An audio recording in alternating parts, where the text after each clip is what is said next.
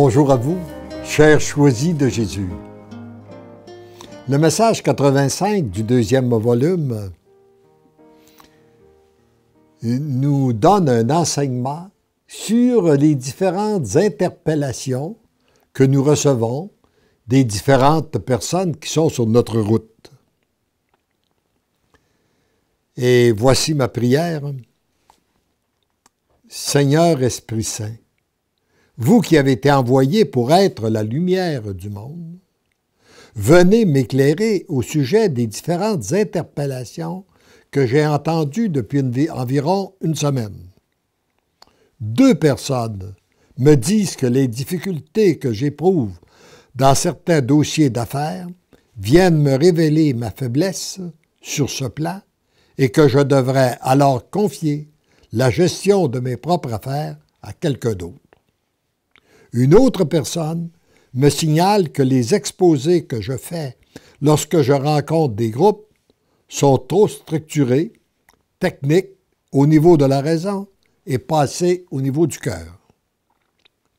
C'est, dit-elle, de la fausse humilité de ne pas vouloir parler de moi, l'humilité étant la vérité. Une 4e personne me dit que lorsque j'utilise le « vous » en m'adressant au Seigneur, je ne suis pas dans la ligne de pensée du Vatican II qui demande d'utiliser le « tu » pour une plus grande intimité, alors que moi, même si j'utilise le « tu » dans mes prières verbales, j'ai changé pour le « vous » pour l'écriture dans un souci d'un plus grand respect. Une dernière m'invitait à demander la confirmation du Seigneur avant de laisser sortir ses écrits qui ont suivi l'apparition du volume. Esprit Saint, venez m'éclairer afin que je devienne un instrument docile entre les mains du Père et que mon orgueil ne vienne pas y faire entrave. Merci d'entendre et d'exaucer ma pauvre prière. Je vous aime. Et voici la réponse du Seigneur. Petit enfant bien-aimé du Père, continue à tout demander et à tout attendre de ton Dieu. C'est lui et lui seul qui peut réellement bien nous conduire. Ces interpellations viennent dans un premier temps creuser ton humilité.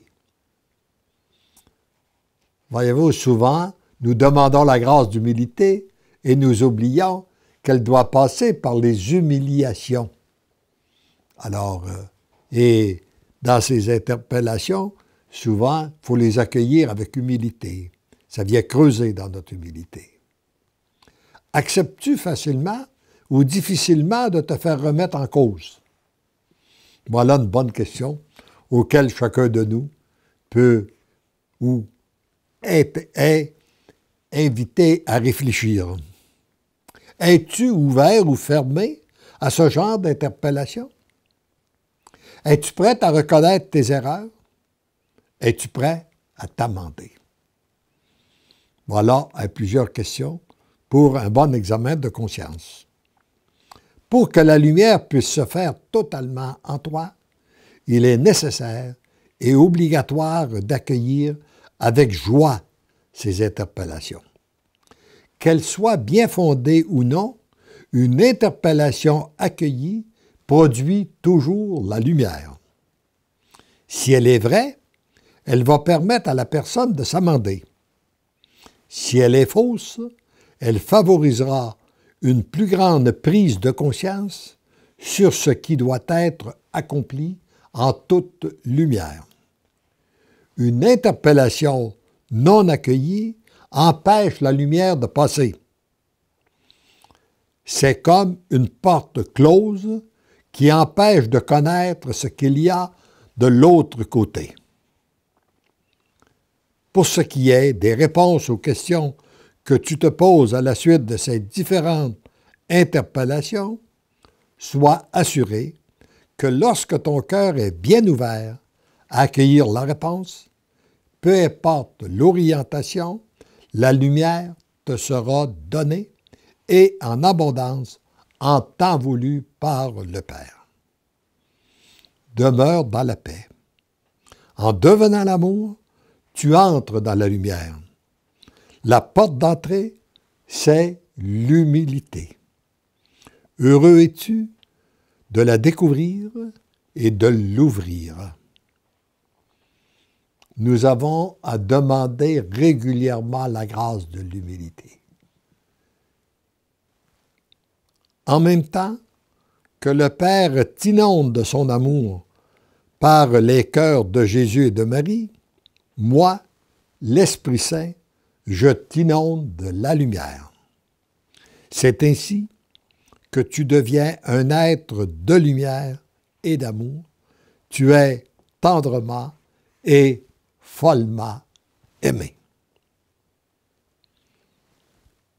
Terminons en demandant à l'Esprit Saint de venir nous inonder de ces lumières afin que nous puissions accueillir la totalité des interpellations que nous recevons pour les méditer, reconnaître ce qui est vrai et ce qui est faux, afin que la volonté du Père puisse se réaliser en nous, autour de nous et à travers nous.